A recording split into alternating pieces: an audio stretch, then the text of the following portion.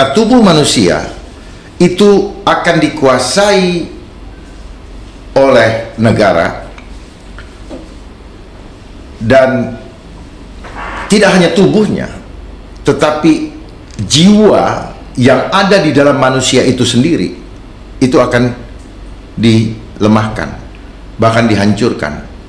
Jadi undang-undang ini adalah undang-undang hukum rimba, undang-undang yang mengkudeta kemahakuasaan Yang Tuhan. bahagia ialah mereka yang mendengarkan firman Allah dan yang memeliharanya. Undang-undang ini bukan lagi untuk mengambil kedaulatan wilayah negara, tetapi undang-undang ini lebih jauh dalam lagi menguasai manusia yang hidup di negara itu. Dan undang-undang ini adalah undang-undang yang akan mengakhiri seluruh hak hidup dari manusia.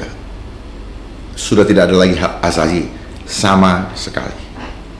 Ini mengenai undang-undang ini, di mana undang-undang ini yang diinisiasi pada tahun 2022 bulan Mei, dan kemudian dimunculkan kembali bulan Februari 2023. Maaf, tadi 2022, Mei 2022, terus diinisiasi muncul lagi 2020 Februari 2023, dan tiba-tiba di bulan Juli kemarin.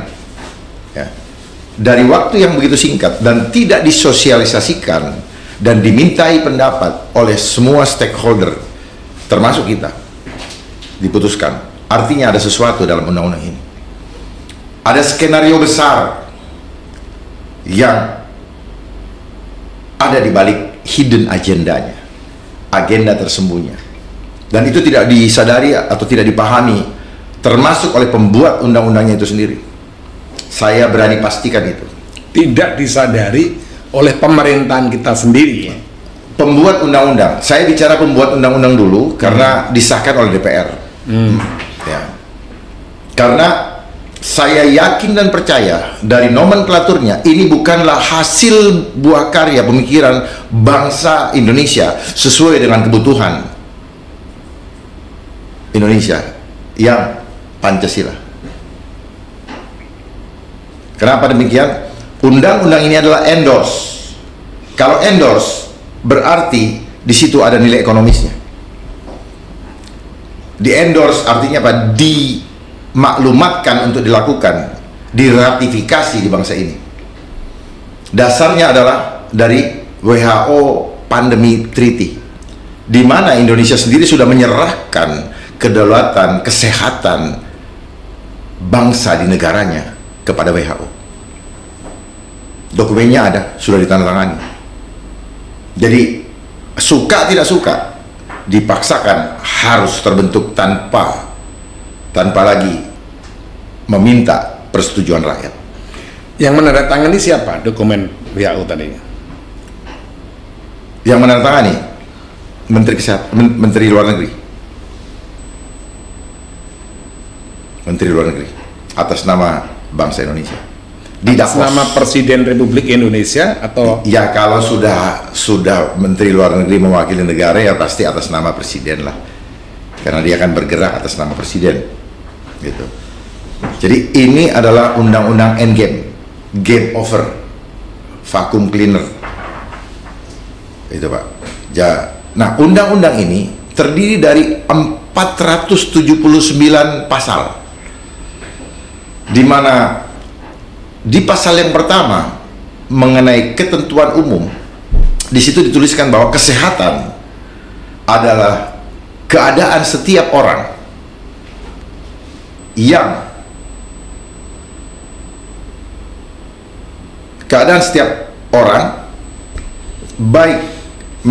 baik fisik, mental maupun fisik, mental, spiritual maupun sosial, yang memungkinkan untuk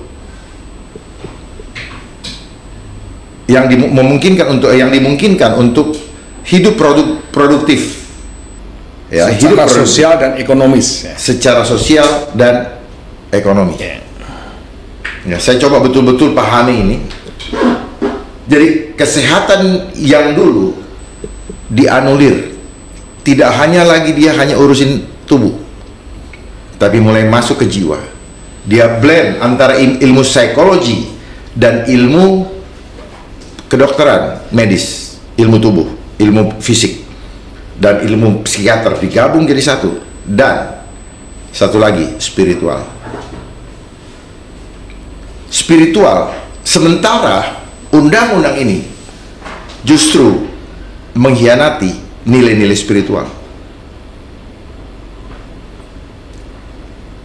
Beberapa klausul saya baca sesuai dengan norma agama, tetapi fakta yang akan dilakukan adalah bertentangan dengan norma agama. Saya bisa buka pasal 42 mengenai aborsi. Aborsi dilarang kecuali bla bla bla bla, termasuk yang korban perkosaan. Secara norma agama, apapun namanya, aborsi itu dilarang oleh agama. Ya tentunya karena dilarang oleh Tuhan. Karena itu artinya pembunuhan. Jadi bisa dibayangkan seperti apa bentuk daripada undang-undang ini. Belum lagi penguasaan sejak kepada manusia, sejak dia dalam kandungan. Negara mengawasi perkembangannya dengan berbagai macam programnya, termasuk imunisasi dengan beberapa paket, sampai dengan masuk liang kubur, lanjut usia sampai liang kubur.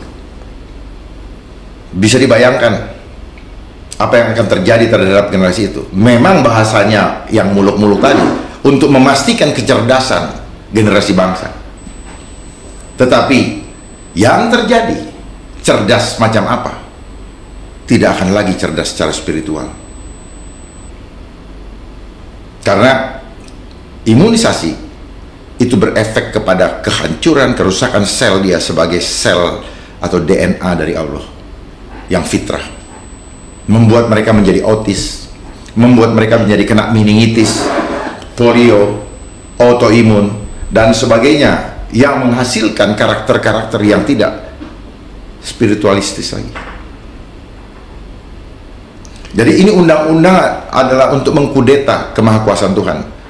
Kita diajak untuk berpikir selalu bahwa kehidupan ini matematika, bisa dihitung dan harus dipastikan. Makanya mereka standarkan. Tidak ada itu nilai spiritual di situ. Gitu Pak Eko. Jadi ada kekhawatiran tadi bahwa ketika manusia atau masyarakat kita diimunisasi, ada mungkin sesuatu hal yang kemudian mesti harus diwaspadai, ya kan? Kepentingan di balik itu semua, maksudnya begitu. Enggak, kita pahami dulu apa latar belakang undang-undang ini. Undang-undang ini terjadi sebagai tujuan akhir, bukan tujuan akhir sebenarnya, sebagai sasaran antara kenapa adanya COVID.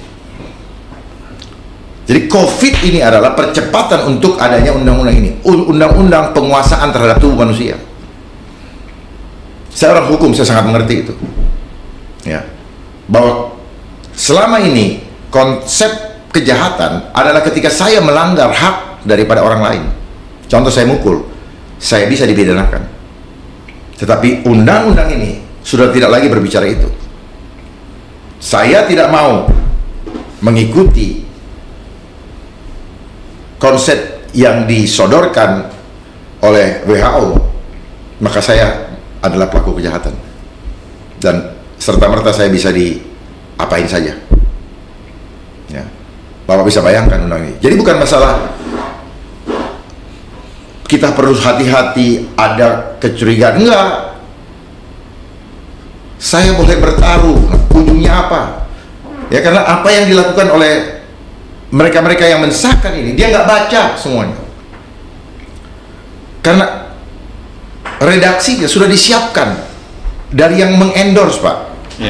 Contoh Bapak mengendorse ke saya, Bapak udah siapkan, tinggal saya rubah sesuai dengan kebutuhan dan keadaan di tempat saya berada. Diterjemahkan dalam bahasa Indonesia sesuai dengan nomenklatur yang ada di Indonesia. Bahkan di undang-undang ini pun tidak semua dia bisa terjemahkan dalam nomenklatur Indonesia, makanya di situ masih ada bahasa asingnya. Ya. Manusia seperti buah, oh harus ada surat karantina. Manusia seperti barang, manusia seperti mau pergi ke luar negeri harus punya SIM internasional. Itu harus ada namanya sertifikat vaksin internasional. Ribet, Pak. Ya.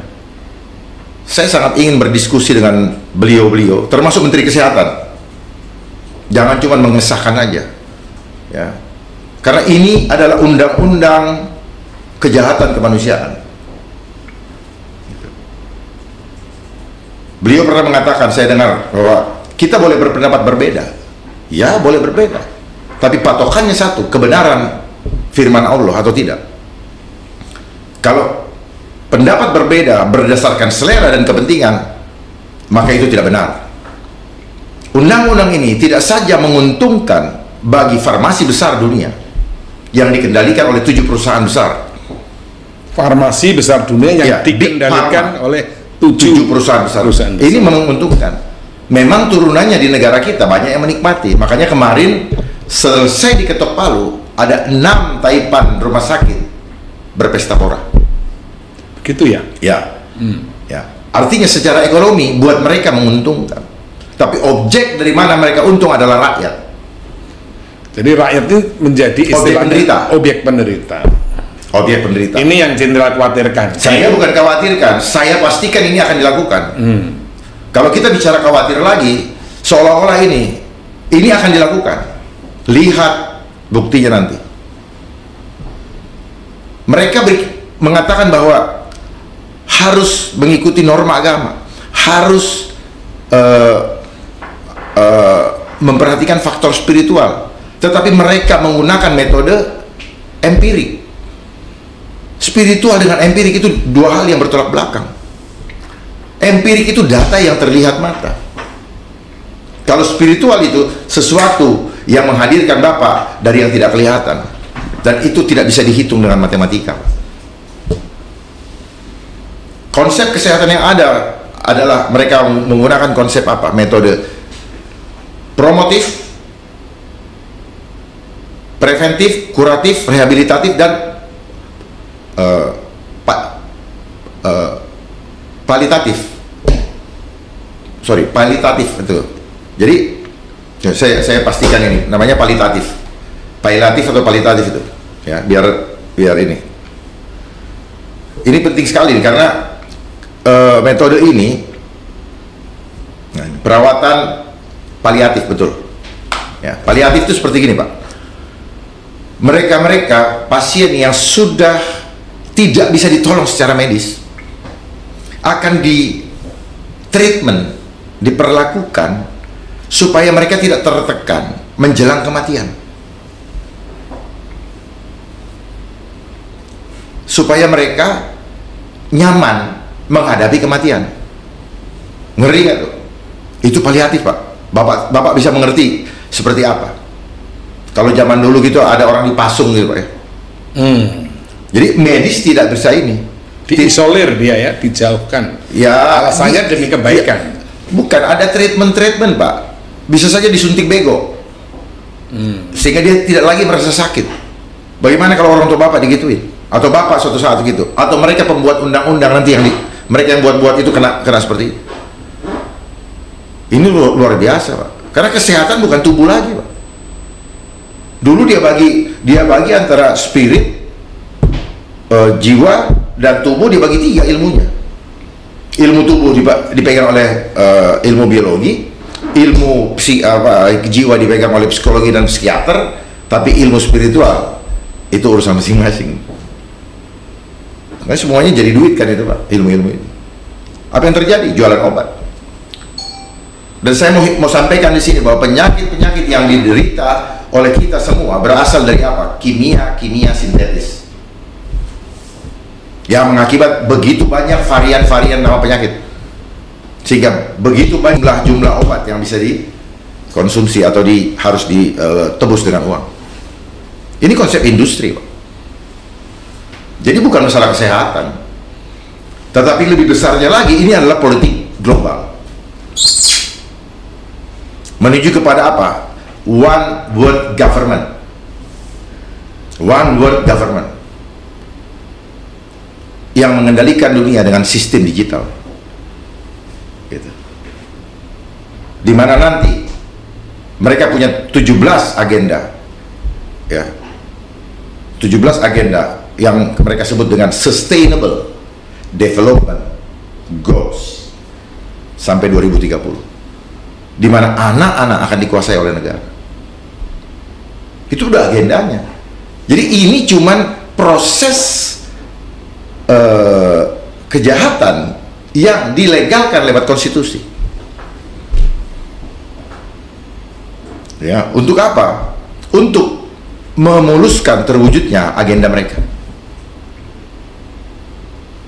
Misalnya, Bapak tidak divaksin, Bapak dianggap sebagai ancaman bagi mereka yang divaksin. Lalu Bapak diisolasi, anak Bapak diambil sama negara.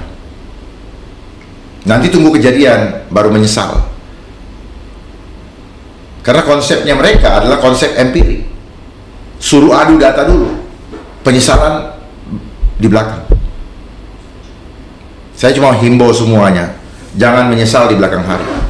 Karena baik saya, baik kita semua, bahkan pembuat undang-undang, mohon maaf, satu saat pesta akan berakhir, bapak-bapak akan pensiun, dan undang-undang itu akan mengena kepada bapak dan keluarga juga. Jadi jangan mentang-mentang sekarang sedang berkuasa, kemudian ya menista rakyatnya. Kalau kita sayang, sungguh-sungguh kita Pancasilais dan sayang kepada rakyat, maka hentikan hal-hal kejahatan ini yang dibungkus legalitasnya dengan konstitusi. Bukan berarti berproses lewat legislasi kemudian itu menjadi kebenaran. Bagaimana kalau hatinya tidak dikuasai oleh ketulusan untuk menegakkan kebenaran? Maka yang terjadi adalah undang-undang ini adalah monster. Karena pembuatnya pembuat monster. Makanya dibilang kelompok filantropi, seolah-olah penyayang manusia, yaitu Rockefeller dan banyak filantropi Indonesia, seolah-olah dermawan karena dia punya foundation yang menggelapkan pajak, menghindari pajak. Tidak masuk kategori menggelapkan pajak karena sudah ada aturannya, kan nirlaba. Lalu nanti dia jadi dermawan, dipuja-puja orang, padahal ada udang di balik batu. Makanya lihat rumah sakit rata-rata dimiliki oleh yayasan. Kalau saya sendiri mencermati undang-undang kesehatan ini kan ada sisi-sisi yang memang pastinya positif gitu, ada yang baik gitu. Tetapi memang kalau saya mendengarkan apa yang kemudian diutarakan oleh jenderal ini, bahwa jenderal berusaha untuk kemudian memberikan istilahnya peringatan kepada istilahnya pemegang kebijakan supaya kemudian sangat hati-hati, bukan lebih hati-hati, sangat hati-hati oleh banyaknya kepentingan global yang memang mau menguasai bangsa Indonesia itu atau negara Indonesia lewat kemudian berbagai upaya-upaya mereka. Kira-kira beberapa pasal yang kemudian ada yang mesti harus ditermati yang mana saja kira-kira? Semuanya. Jangan Bapak bilang ada sisi baiknya. Kalau Bapak mengatakan ada sisi baiknya, tolong tunjukkan kepada saya. Sisi baiknya mana? Karena saya udah bilang, narasinya muluk-muluk. Tapi Bapak harus pahami udang di balik batunya. Dan undang-undang ini justru dia ingin memastikan bahwa tubuh manusia terhubung dengan teknologi digital. Undang-undang ini ingin memastikan bahwa tubuh manusia terkoneksi dengan digital. Makanya kenapa dia akan mulai dari perkotaan. Maka kenapa mereka sudah sibuk-sibuk memasang tower-tower 5G. Karena undang-undang ini akan terhubung dengan social credit. Makanya 5G itu nanti akan memantau semua dengan masing-masing kita mempunyai social credit. Jadi ini nanti akan dihubungkan dengan digital ya, digitalisasi. Pasti. Makanya di sini ada teknologi. Makanya yang perlu diwaspadai kan di situ sebenarnya. Semuanya, Pak. Kok bikin undang-undang kok disuruh asing sih? Nggak bisa mikir sendiri. Kita punya kekhasan sendiri, kita punya cara pengobatan yang benar kok. Saya tahu bahwa tahun 1907 itu ilmu kedokteran itu diintervensi, Pak. Ilmu kedokteran, pengobatan natural yang terlaksana 2000 tahun sebelumnya diintervensi oleh Rockefeller dengan menggunakan kawan-kawannya ilmuwan seperti Andrew Carriage dan Abraham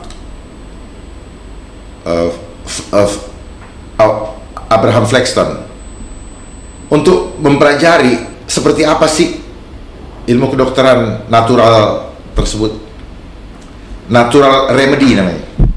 Untuk apa? Untuk apa? Nah, lalu mereka intervensi supaya apa? Supaya si Rockefeller bisa jualan obat.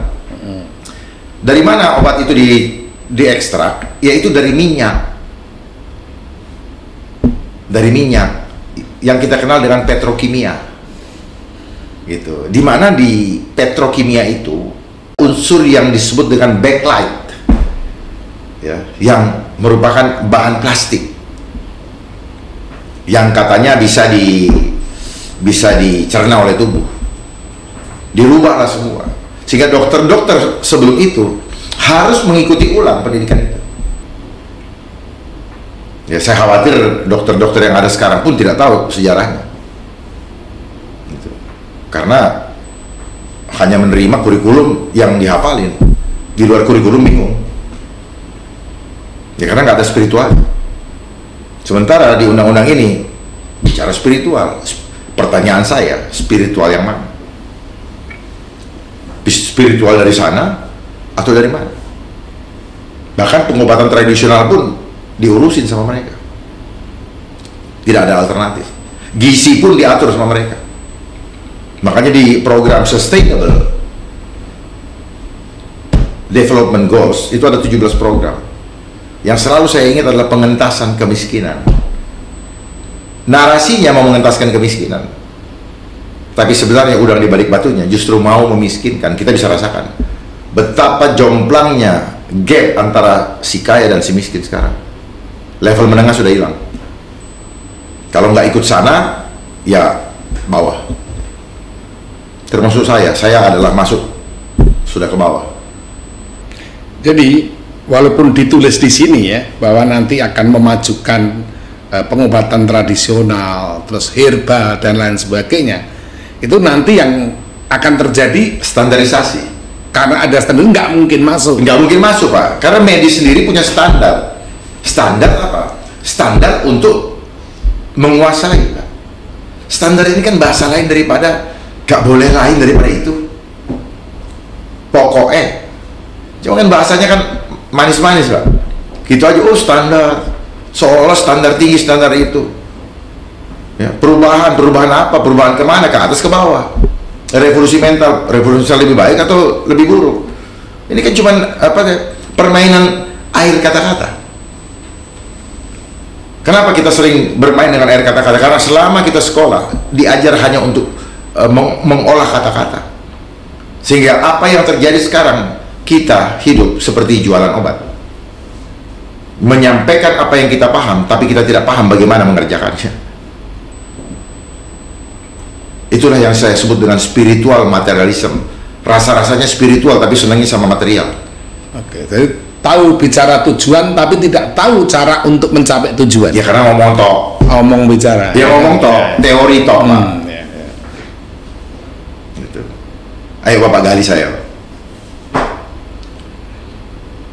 Terus saja dulu, terus. Paling tidak Bapak explore dari apa yang saya sampaikan tadi, supaya saya kupas lebih dalam.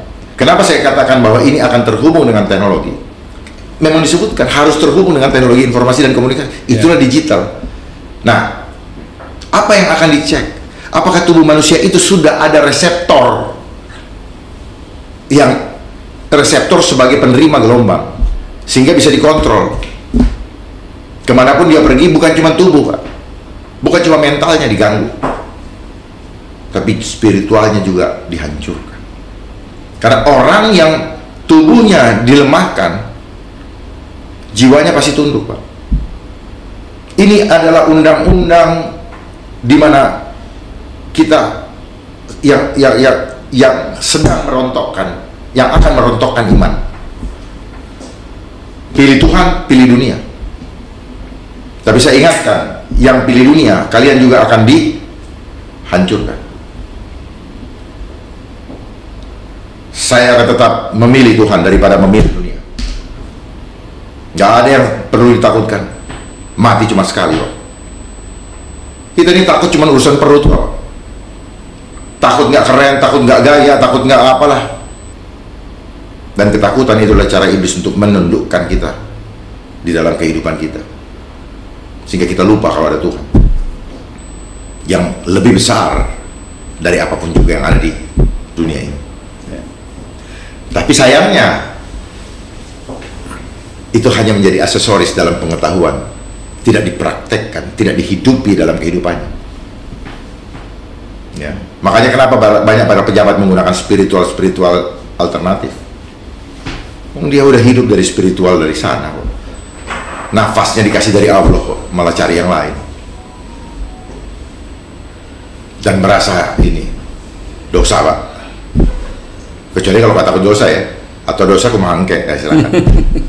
Jadi di podcast Forum Negarawan ini pastinya kita berusaha untuk memahami, menangkap, mengerti tujuan baik kemuliaan dari Jenderal Dharma Pangeran ini. Dan itu menurut saya penting sekali, karena tidak setiap orang pasti berani membicarakan hal ini begitu. Kenapa tidak berani? Kenyataannya begitu. Ya kenapa? Kenapa mereka tidak berani? Ya. Jadi kalau saya melihat kemampuan yang lebih dari Bapak di dalam mencerna kata, ini menurut saya sudah lebih tinggi lagi dari umumnya yang sekarang ini ada. Bahkan kewaspadaan di situ itu sudah sangat komprehensif gitu. Kedua, bahwa tadi selama ini kadang orang terjebak dengan istilahnya tadi tulisan-tulisan yang baik gitu disuguhkan di situ, tetapi ada sesuatu hal yang kemudian dipersiapkan, dan ketika ini semua dipersiapkan dengan bahasa standarisasi, digitalisasi, dan segala teknologi di situ, tadi otomatis akan kemudian membuat standarisasi. Sedangkan mimpi sebagian orang pastinya harapan tentang undang-undang kesehatan yang baru ini adalah mimpi yang majunya kembali istilahnya pengobatan herbal Nusantara, berkembangnya kembali tentang istilahnya karya-karya besar, penemuan-penemuan di bidang kesehatan di Indonesia ini. Berkarya lagi berbagai macam pemikiran-pemikiran tradisional yang sebenarnya dalam hal pengobatan khususnya. Mimpinya siapa, Pak? Itu mimpi kita, mimpi masyarakat. Tapi dengan ada undang-undang ini nggak ada, Pak. Orang namanya Omnibus Law kok. Coba cari tahu siapa yang ngasih nama Omnibus Law itu, dan harus Omnibus Law. Bahkan semua undang-undang sekarang Omnibus Law, termasuk RUU KUHP. Itu sebenarnya Omnibus Law juga dasarnya. Omnibus Law ini menyatukan seluruh hukum, peraturan dari berbagai disiplin ilmu di bawah satu payung hukum. Itu kenapa disebut Omnibus Law, undang-undang undang-undang sapu jagat. Sebenarnya kalau mereka tidak malu-malu bilang aja nih hukum rimba, suka-sukaku itu. Ini skakmat, Pak. Ini hukum terakhir, Pak. Ya. Yang merangkai menghubungkan semua. Kenapa? objek hukumnya adalah kita. Kita objek hukum, Pak. Objek hukum bukan ketika kita melakukan pelanggaran hukum di luar tubuh kita, tapi sampai ke dalam tubuh kita, mereka kuasai. Dan Bapak nggak punya hak hidup lagi.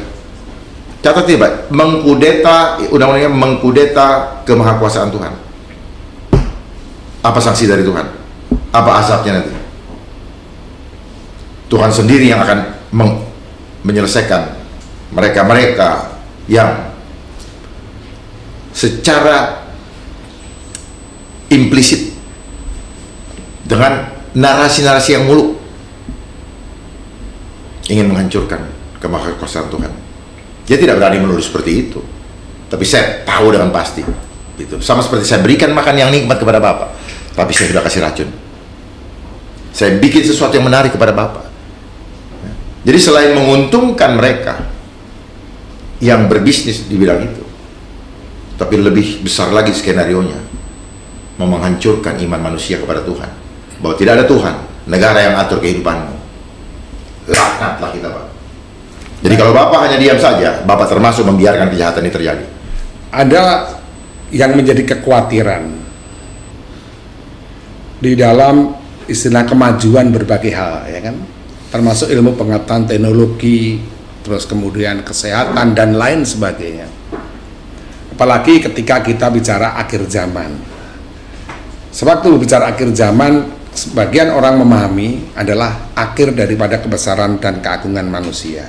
Timbul kesombongan dan lupa diri manusia di seluruh dunia.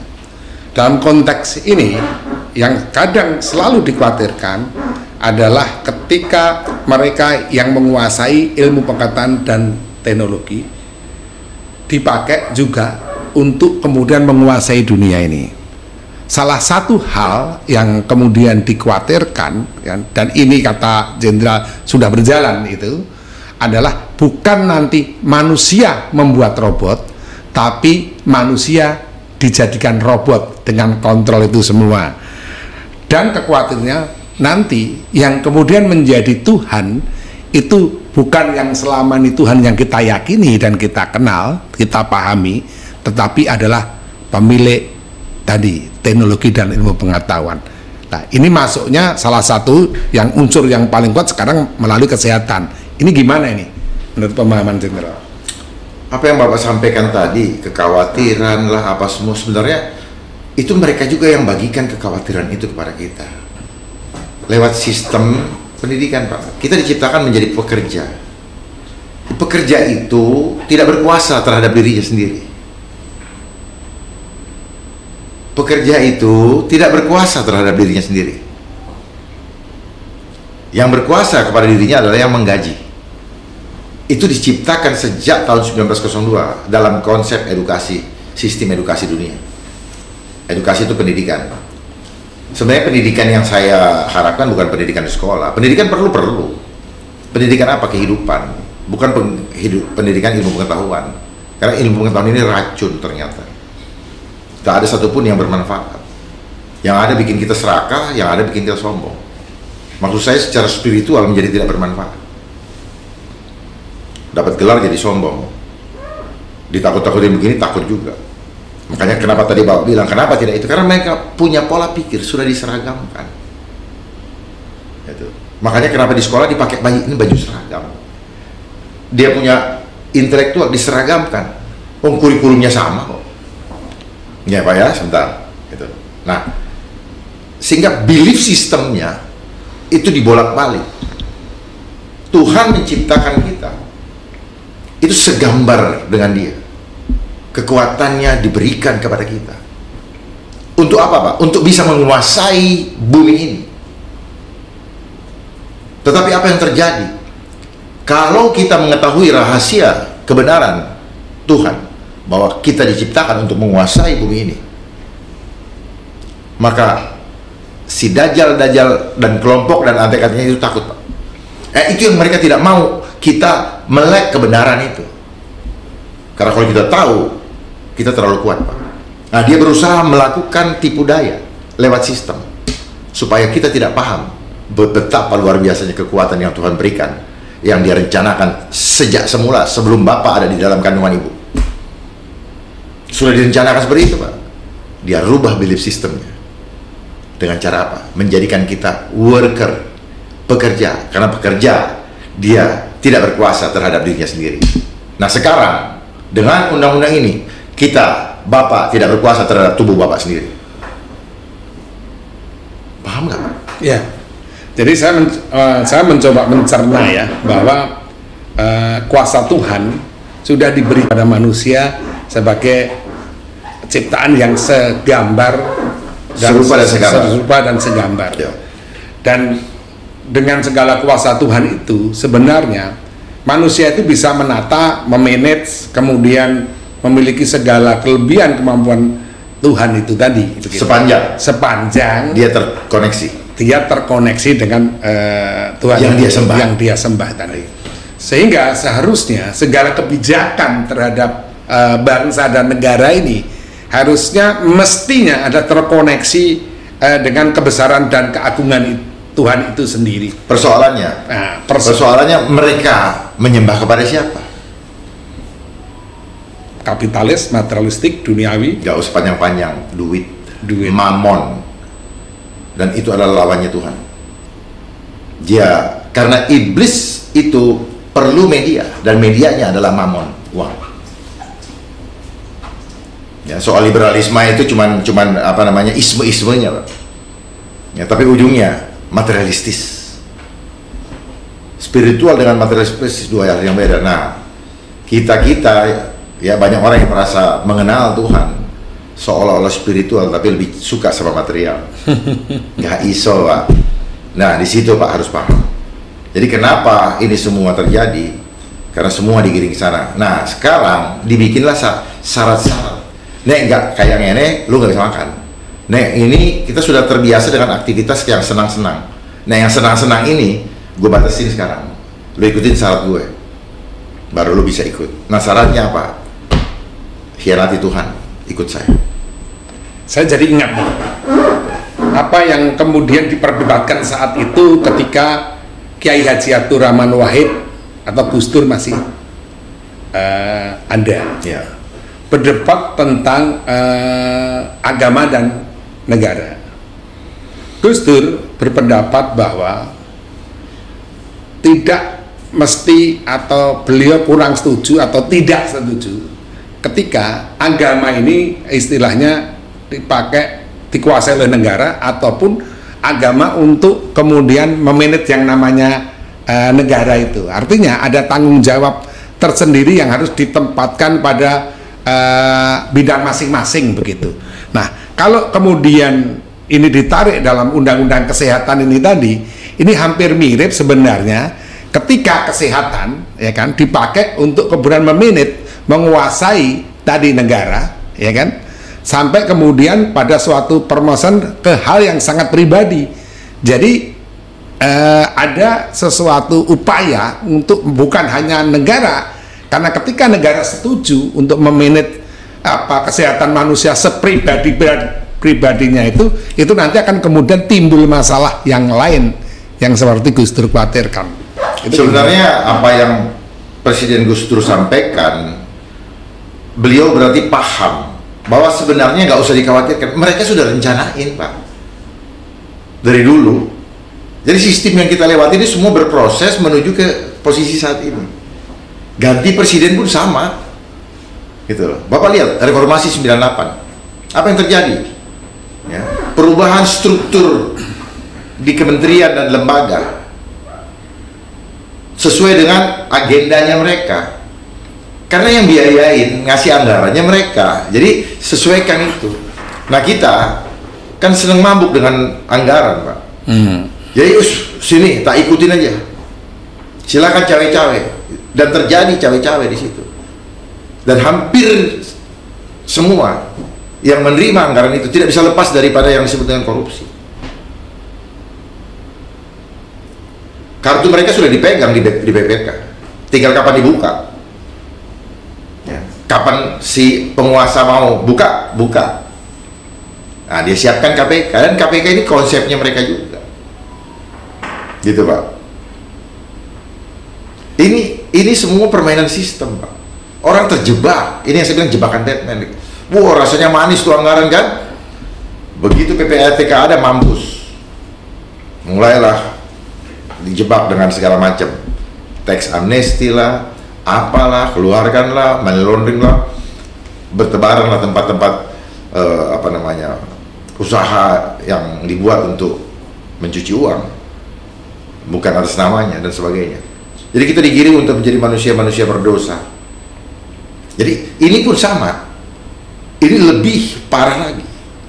Kalau yang dulu kita digiring untuk berdosa, tapi kita masih bisa memilih untuk tidak mau ikut atau ikut. Kalau ini tidak ada alasan, Pak, untuk memilih atau tidak. Saya baca juga ada denda-denda, itu maksudnya apa kira-kira? Ya denda, Pak. Sampai ratusan juta. Udahlah, miskin rakyatnya, yang mau didenda siapa? Ya pasti badan, Pak. Ya. Kurungan, pidana, dan atau denda dengan kategori-kategori. 2 Tesalonika pasal 2. Kedurhakaan sebelum kedatangan Tuhan. Tentang kedatangan Tuhan kita, Yesus Kristus, dan terhimpunnya kita dengan Dia, kami minta kepadamu, saudara-saudara, supaya kamu jangan lekas bingung dan gelisah, baik oleh ilham roh, maupun oleh pemberitaan atau surat yang dikatakan dari kami, seolah-olah hari Tuhan telah tiba. Janganlah kamu memberi dirimu disesatkan orang dengan cara yang bagaimanapun juga, sebab sebelum hari itu, haruslah datang dahulu murtad, dan haruslah dinyatakan dahulu manusia durhaka yang harus binasa, yaitu lawan yang meninggikan diri di atas segala yang disebut atau yang disembah sebagai Allah. Bahkan ia duduk di bait Allah dan mau menyatakan diri sebagai Allah. Tidakkah kamu ingat bahwa hal itu telah kerap kali kukatakan kepadamu ketika aku masih bersama-sama dengan kamu? Dan sekarang kamu tahu apa yang menahan dia, sehingga ia baru akan menyatakan diri pada waktu yang telah ditentukan baginya. Karena secara rahasia, kedurhakaan telah mulai bekerja, tetapi sekarang masih ada yang menahan. Kalau yang menahannya itu telah disingkirkan, pada waktu itulah si pendurhaka baru akan menyatakan dirinya, tetapi Tuhan Yesus akan membunuhnya dengan nafas mulutnya dan akan memusnahkannya kalau ia datang kembali. Kedatangan si pendurhaka itu adalah pekerjaan iblis dan akan disertai rupa-rupa perbuatan ajaib, tanda-tanda dan mujizat-mujizat palsu dengan rupa-rupa tipu daya jahat terhadap orang-orang yang harus binasa karena mereka tidak menerima dan mengasihi kebenaran yang dapat menyelamatkan mereka. Dan itulah sebabnya Allah mendatangkan kesesatan atas mereka yang menyebabkan mereka percaya akan dusta, supaya dihukum semua orang yang tidak percaya akan kebenaran dan yang suka kejahatan. Dipilih untuk diselamatkan. Akan tetapi kami harus selalu mengucap syukur kepada Allah karena kamu, saudara-saudara yang dikasihi Tuhan, sebab Allah dari mulanya telah memilih kamu untuk diselamatkan dalam roh yang menguduskan kamu dan dalam kebenaran yang kamu percayai.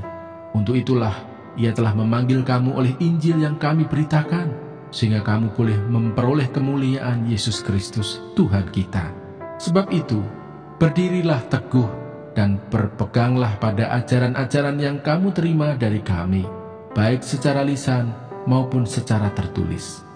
Dan Ia, Tuhan kita Yesus Kristus dan Allah Bapa kita, yang dalam kasih karunia-Nya telah mengasihi kita dan yang telah menganugerahkan penghiburan abadi dan pengharapan baik kepada kita, kiranya menghibur dan menguatkan hatimu dalam pekerjaan dan perkataan yang baik.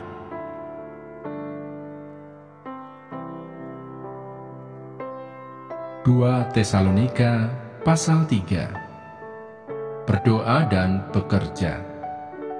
Selanjutnya, saudara-saudara, berdoalah untuk kami, supaya firman Tuhan beroleh kemajuan dan dimuliakan, sama seperti yang telah terjadi di antara kamu, dan supaya kami terlepas dari para pengacau dan orang-orang jahat, sebab bukan semua orang beroleh iman. Tetapi Tuhan adalah setia. Ia akan menguatkan hatimu dan memelihara kamu terhadap yang jahat. Dan kami percaya dalam Tuhan, bahwa apa yang kami pesankan kepadamu, kamu lakukan dan akan kamu lakukan. Kiranya Tuhan tetap menunjukkan hatimu kepada kasih Allah dan kepada ketabahan Kristus. Tetapi kami berpesan kepadamu, saudara-saudara, dalam nama Tuhan Yesus Kristus, supaya kamu menjauhkan diri dari setiap saudara yang tidak melakukan pekerjaannya dan yang tidak menurut ajaran yang telah kamu terima dari kami. Sebab kamu sendiri tahu bagaimana kamu harus mengikuti teladan kami, karena kami tidak lalai bekerja di antara kamu dan tidak makan roti orang dengan percuma, tetapi kami berusaha dan berjerih payah siang malam, supaya jangan menjadi beban bagi siapapun di antara kamu. Bukan karena kami tidak berhak untuk itu, melainkan karena kami mau menjadikan diri kami teladan bagi kamu, supaya kamu ikuti. Sebab juga waktu kami berada di antara kamu, kami memberi peringatan ini kepada kamu: jika seorang tidak mau bekerja, janganlah ia makan. Kami katakan ini karena kami dengar bahwa ada orang yang tidak tertib hidupnya dan tidak bekerja, melainkan sibuk dengan hal-hal yang tidak berguna. Orang-orang yang demikian kami peringati dan nasihati dalam Tuhan Yesus Kristus, supaya mereka tetap tenang melakukan pekerjaannya, dan dengan demikian makan makanannya sendiri. Dan kamu, saudara-saudara, janganlah jemu-jemu berbuat apa yang baik. Jika ada orang yang tidak mau mendengarkan apa yang kami katakan dalam surat ini, tandailah dia dan jangan bergaul dengan dia, supaya ia menjadi malu. Tetapi janganlah anggap dia sebagai musuh, tetapi tegurlah dia sebagai seorang saudara. Salam. Dan ia, Tuhan damai sejahtera, kiranya mengaruniakan damai sejahteranya terus-menerus dalam segala hal kepada kamu. Tuhan menyertai kamu sekalian. Salam daripadaku, Paulus. Salam ini kutulis dengan tanganku sendiri. Inilah tanda dalam setiap surat. Beginilah tulisanku.